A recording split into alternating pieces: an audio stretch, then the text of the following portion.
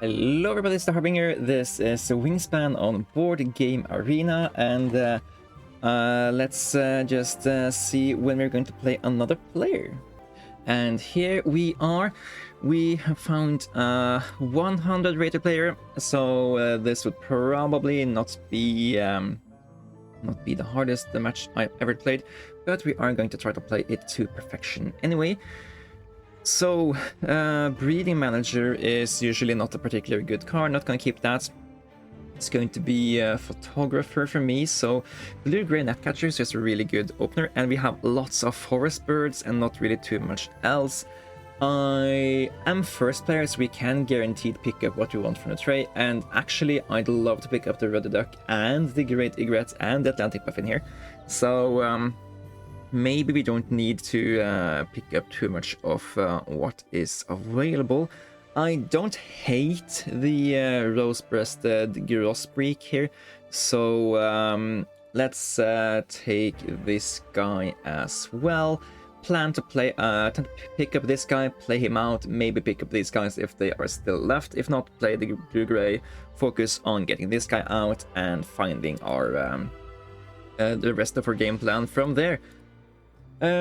Keeping these foods, I think, yeah, feels okay. Keep Photographer, we have 2 birds for it already, and wait, what? Is Ruddy a color? I had no idea. But yeah, it says there, Rosate Ruby Ruddy. Okay, so I definitively still want to pick up this guy for now. That seems like a really good game plan. All right, so now we just need to wait for the opponent's initial discard, and hopefully we can get a good start going here. Bonus round end wise, we have 2 birds for the first one, planning to play up 1 bird for the second one. Third one is also looking pretty good, and we need to find stuff for the 4th round, but we have enough time, I think. Play this guy with the grain, that way we keep the cherry for the rose-breasted, and there is just a lot more grain here than cherries, so I'm pretty much, I do think we will get access to the grain we need for this guy by the time we want to pick that up, unless the opponent goes for like picking up 1 food here 3 times. Opponent takes the tree swallow, and I am very happy they take that and not the Great Egret and the Atlantic Puffin here. They are really, that's a really big point bomb for us to play towards the end of the game. It's also like whenever we want to pick up food, if there is not food we want to pick up, we can just also always pick fish or rodents for these 2 cards. We can only do this because we can only afford to pick up these 2 guys because we already know that we have the stuff we need to set up a good forest. So I think it's okay. They play the Kingfisher. I'm just going to take these two guys now, draw from the deck. Don't care for that guy, so it's just to do that. I mean, it's okay. It's just a guaranteed 4th card for Photographer, but I'm not sold on keeping that guy around for forever. I'd much rather just like play a white-faced ibis to play that guy out. Okay, what are our short and long-term goals here? I think I did pick up these 2 guys because I just really wanted to make sure we got these guys while we could. Ruddy Duck allows us to pick up 2 cards here, but I think we will lay eggs now. We do need to lay an egg this round anyway to get rose-breasted grosbeak online. Hang on. We play the blue-gray, lay eggs, play the rose-breasted.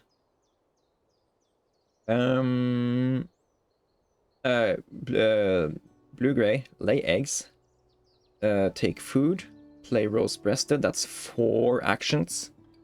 Yeah, we can't afford to lay eggs on this guy, so we can maybe pick up the white-faced ibis. I think we need to focus on winning this first round and goal here. It's like, yes, this opponent is rated 100, but that could be they are good at the game. They just haven't played that many matches at this arena before, or it could mean that they are not that good at the game. Both possibilities are available here, but I'm going to assume that they are good, and I'm not going to just let them win by surprising me that they are better than the rating would suggest. Okay, they play a hummingbird. They play the hummingbird in the grasslands. That indicates that they at least have awareness of where this guy is going to be best. So yeah, that's a thing. I could of course go into the profile and check, but I don't want to expose their profile unnecessary here. We are focused on this game, and I am playing this guy right here, right now. So we can play the rose-breasted and lay eggs, and then also tie the opponent at 2 here. So I think that is probably the better option, rather than to spend one of the eggs to pick up the white-faced ibis and another card here. I am every time taking a free fish when I can here. Thank you for that, opponent. And voila, we play out another ball nest ourselves, which will be filled with eggs in time being. So like, the opponent has not a bad start here. They have a star nest, which is great for 3 of these round angles, and they have built birds in the grasslands, which is the best habitat to build out if you want lots of endgame points. They have a food producer here, so they don't need to go to the forest ever, at least if they accept playing low food cards. They do give food to me, which of course is bad, but I already get access to 4 food a turn from the forest, so 1 more food for me is not really that good compared to 1 more food for them, which is the same as going to the forest for them. So I don't hate the position the opponent is in here. They will run out of egg capacity though, so there is that. And yeah, I of course don't really know too much about the opponent's bonus card. I could guess them that they might be they might have omnivore specialists, since they have done this, and I don't really know if I agree that the opponent should leave me to get the free reroll there, but I'm not complaining. Put 1 egg into this guy for the first round angle, and start putting eggs into this guy for the second. Seems like a good idea here. And I do guess that we aren't that far away to actually play both of these. It's not something I think is a high priority for us to do, but it never hurts to know what your bonus cards you should be working towards long term are. I just prefer to play out birds that has an impact in the I prefer to play birds that have impact now and in future turns, rather than be point bombs you can play at any time. Because if I pick this bonus card now, and that forces me to play bad birds, that I rather that's just so I can get I play 2 bad birds so I can get 3 more points later. It's like, I'd much rather just play good birds. And these guys are good birds to play, so I don't hate playing these at all. The opponent drew 2 random cards, and then they're going to cycle a card here. My guess is they will pick up the Bell Spireo, since a lot of lower rated players just really like to play these bonus card birds. And this one is easy to play. It's a star nest, so it's not bad to play. You can play it here and get access to the third egg every turn. And if I were in their position, I would seriously consider doing that. But they don't, and that's also very fine with me.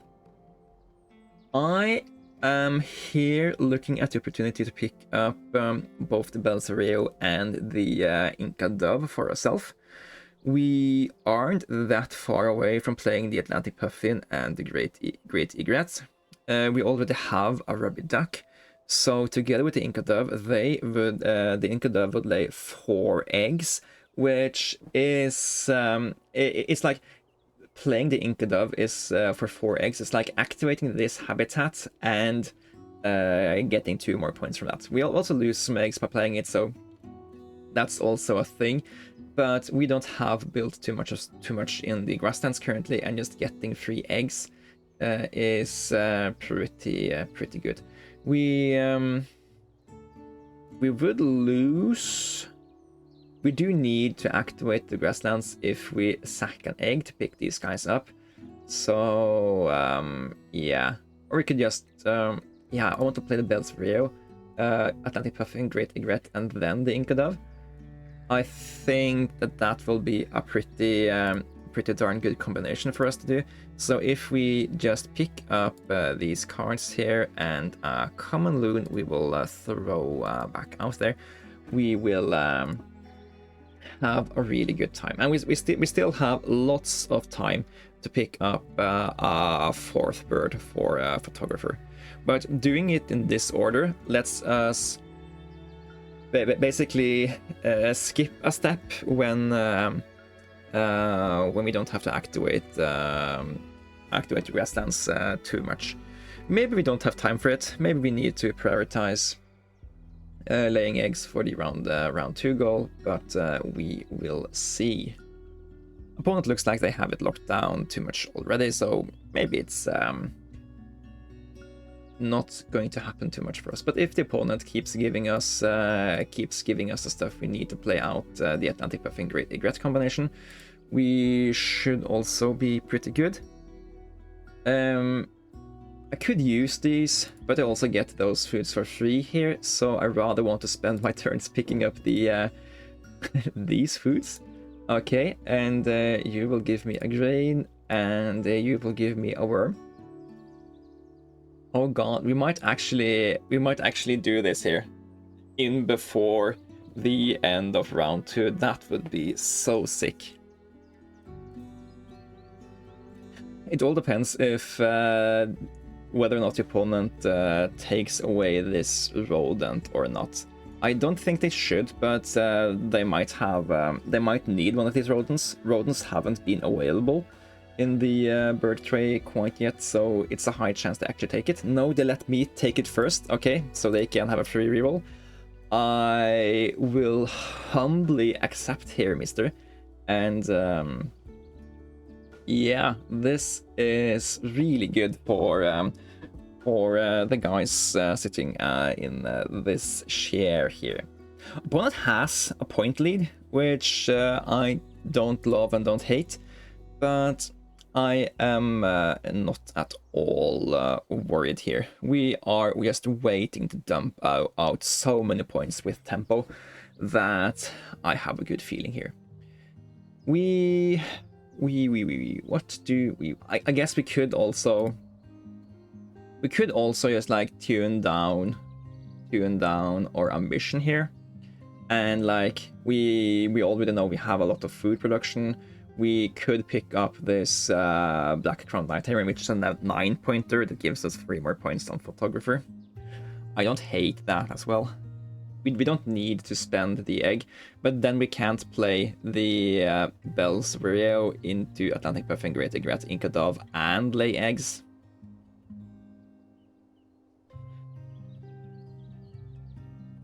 Maybe we don't need to play the Belsario first.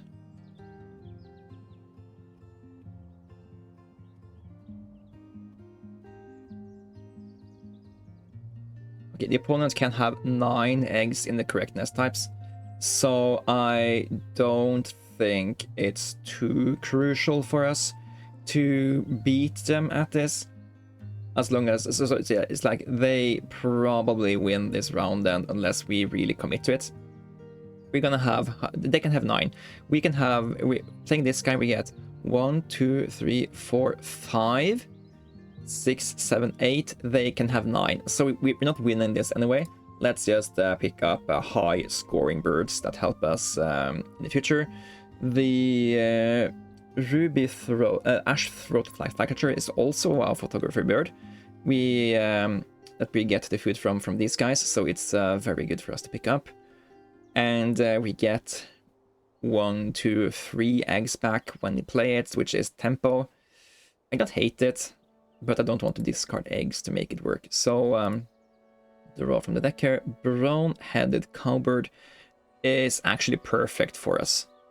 Opponent needs to go here so many times, and yeah, we definitely want that. And another one, yeah, we don't need you, so let's send you back. Okay. Then the question is, do we change up our game plan here? We can still do the Puffin, Great Egret plan and then the Inca Dove, but we can do like the brown-headed cowbird this turn, so the opponent won't gain that much of an advantage every time they go here. They're running out of egg space, so maybe they want to do other stuff in the future, but I think playing the brown-headed is something we very much would like to do ASAP. And since this guy will regain us some eggs, we don't need to stress about the timing of the Inca Dove as much here.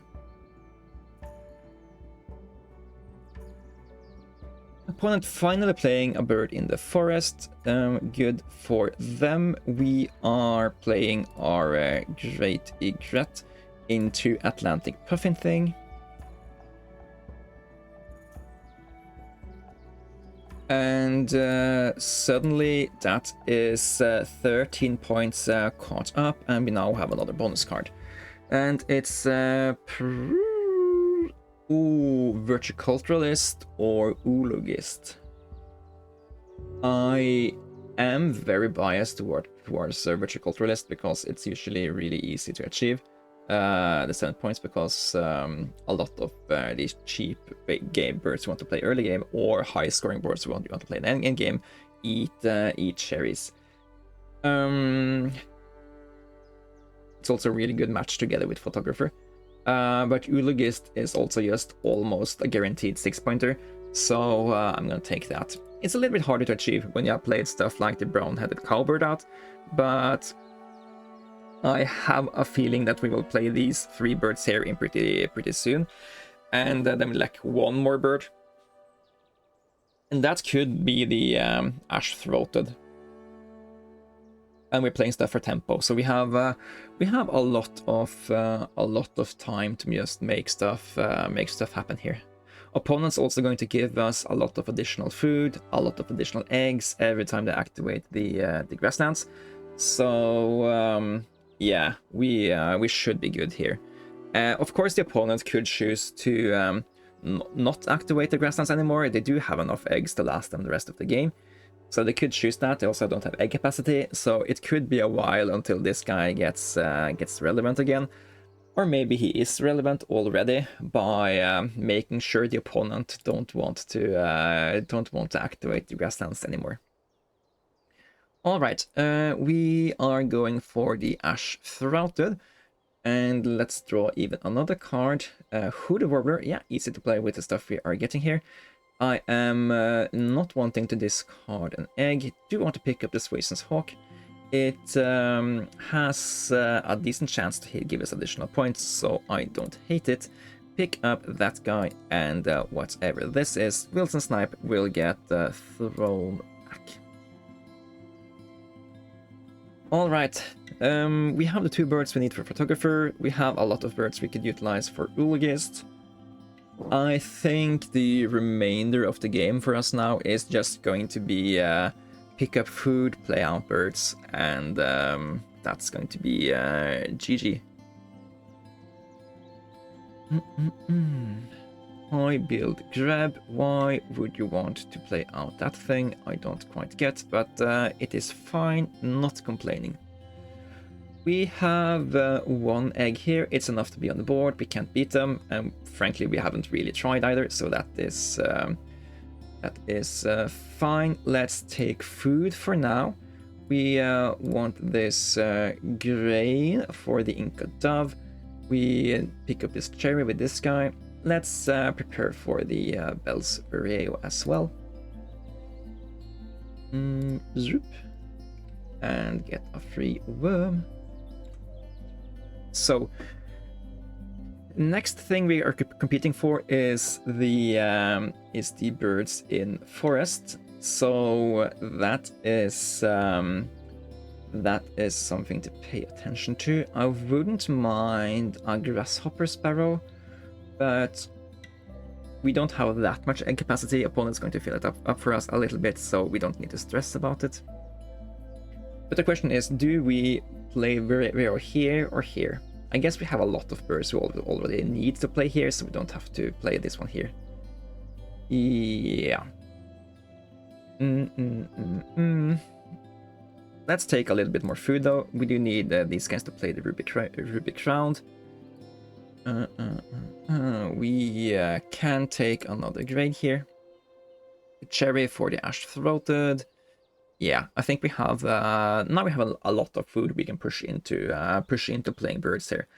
The opponent has a point lead currently, but we have more cards than them. We have a lot more food than them.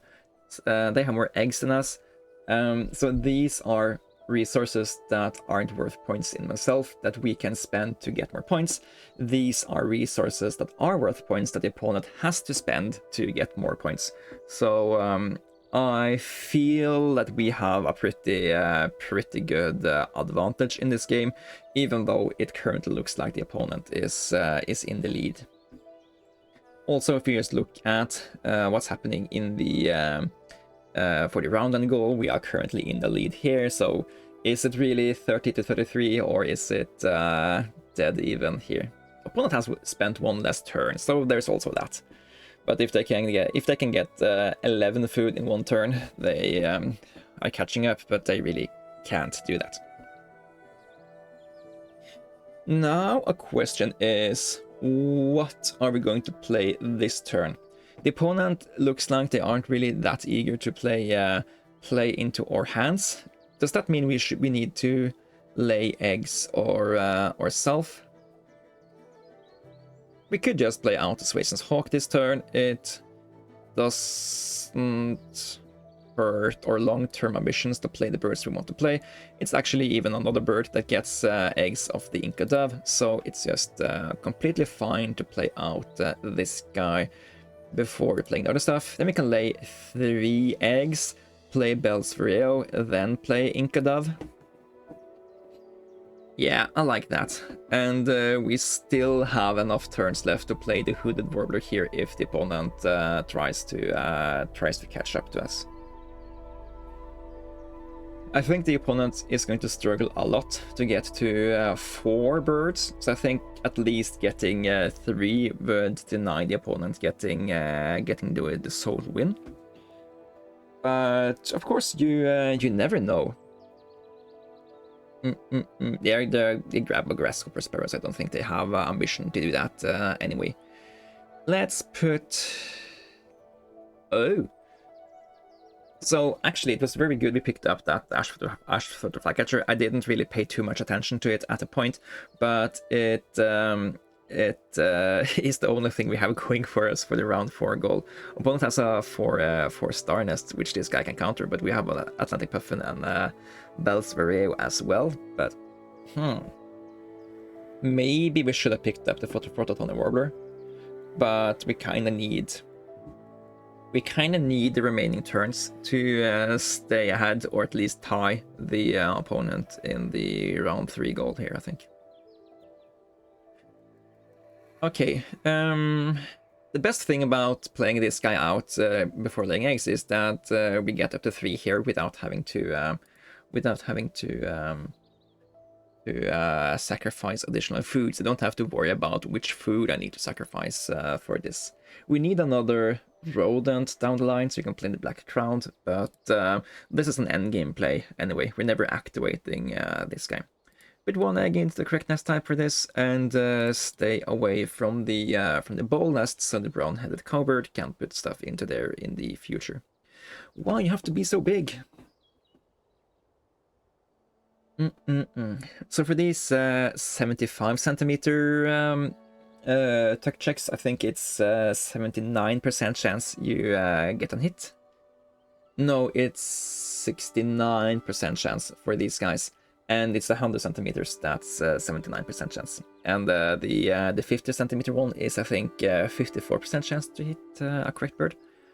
But I don't know how it has been affected of the bands of the ravens and the killdeer and the gull and the wood duck and stuff. Anyways, we are now playing Bell's Vireo. We are playing Bell's Vireo here. We could play Bell's Vireo here just to make sure. Yes, we are planning to play Bell's Vireo here, so we better do that. Alright, do this. Then we are playing the Inca Dove, I think. Ooh. Yeah, so this is why I usually like to wait to play these guys until we're late in the game. It's like, yes, you have lesser time to adapt, but it's also just a lot higher chance that you can pick a good bonus card for you because you already have played a lot of birds. Or maybe that was the last game I talked about this, and it just splashes into existence here as well. Okay, so there is no reason to wait on playing the ash-spotted flycatcher, based on what is available in our hands here. So maybe ash-spotted is the next one. Or maybe we're playing the we did get an egg for free now, so maybe we're playing Black Crown into Inca Dove. That could also happen. Anyways, let's take a worm here. Oh, there is a final rodent for the Black Crown. And playing both of these is necessary for a photographer. It helps us out with just getting enough birds to lay eggs on for Ulgist. And the Black Crown is also a final platform building bird, and it gives us another nest for the Inca Dove. Yeah, I like the way our game plan looks. Let's just take some more food here. We can react to whatever the opponent does. I doubt they have enough food to get here, here, and here. If they do, we can catch up to them with the Hooded Warbler. If they don't, we don't really stress too much about that. So let's just take food this time so we can play this guy. And we need a little bit more worms, I think. We have enough of these foods. Let's just take the grain here. Get another worm. I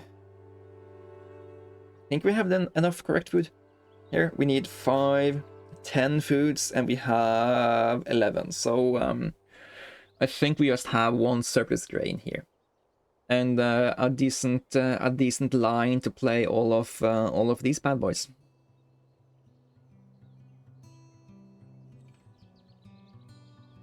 Yeah, opponent doesn't have a plan to catch up here. They are just looking for an out, I think.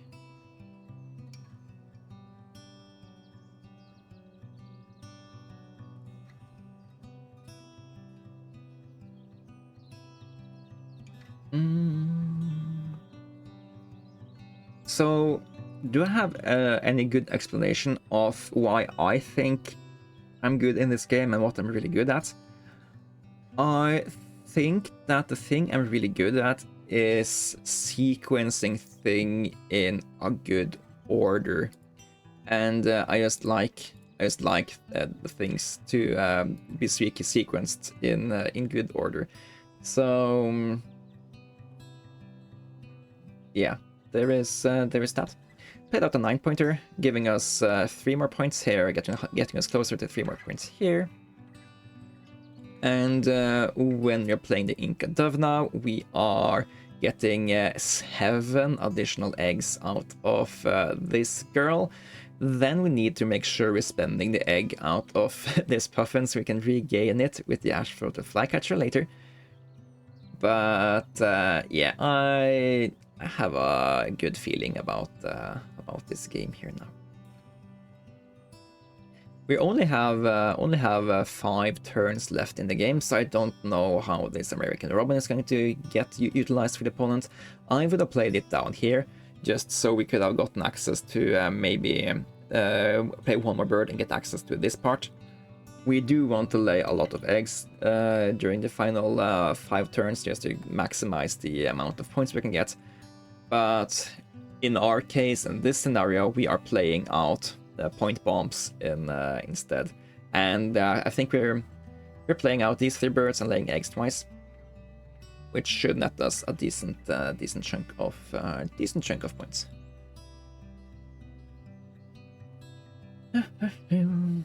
Of course, if you're playing out a lot of these birds, you want a lot of star nests to get benefits from a lot of them. But yeah, for now it's okay to play this guy. He helps us with photographer. He helps us with the round 4 goal, and yeah, we don't really need him to. We can't really ask him to do a lot more than that, can we?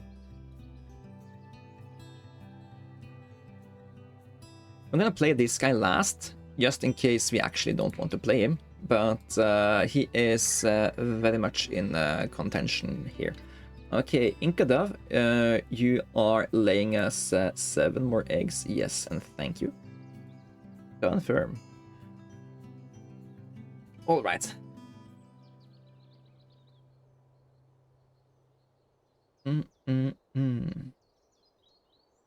And yeah. We want to spend this egg when we're playing this guy, so we can lay another egg into that star nest later.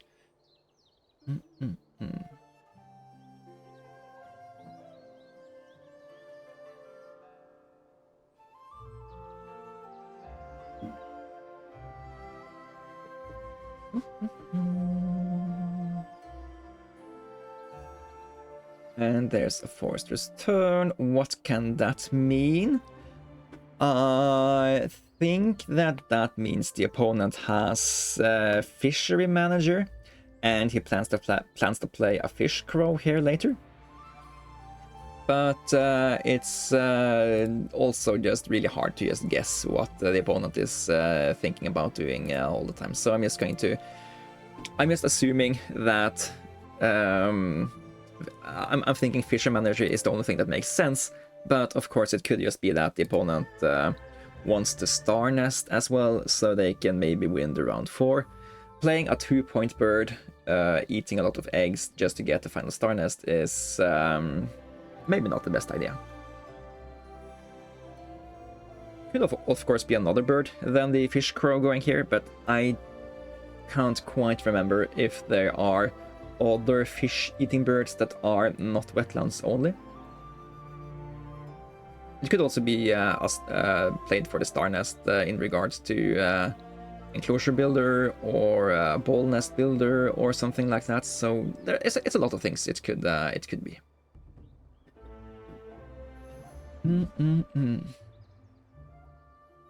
At any rate, we need to at least lay 4 eggs into the Ash-Throated and the Bell's Vireo, so we can at least challenge the opponents on the round end goal here. Maybe we don't need to do it just now, though. We could just surprise the opponent with that being our one of our last actions, and then maybe they forget that we have the option to do stuff like that, and we can get a cheeky little bit more points. But yeah, it's no reason for us to do it now, because let's just check here. 1, 2, 3, 4, maybe 5 points. This is 7 minus 2, so but guaranteed 5 points. So it's pretty okay to do this. We just need to make sure we can lay at least 3 eggs next the next 2 turns, and we can do that. So we can lay 8 eggs in that time. So we should be in good shape for this. So we're playing 12 birds here. That's usually a little bit on the higher side compared to what you usually get to do. We can do this because we had access to a lot of card draw early, a lot of food gain early, and the opponent also gave us a little bit of food from the hummingbird. They gave us a little bit of eggs from our brown-headed cowbird. So we have gained a lot of resources that we didn't have to gain, and we have gained a lot of resources otherwise as well. We don't have too much of point generation birds, so our engine this game have been because of ruddy duck and food production. So we have drawn a lot of cards. We have drawn a lot of high scoring cards, and we have played them out. And when you're doing high food, high card draw stuff, you are particularly happy to see stuff like the Great Egret that allows you to... you really want to see these tempo cards, the Great Egret, that allows you to spend a lot of food in one sitting to produce a lot of points. Here for us, putting Great Egret into that Atlantic Puffin.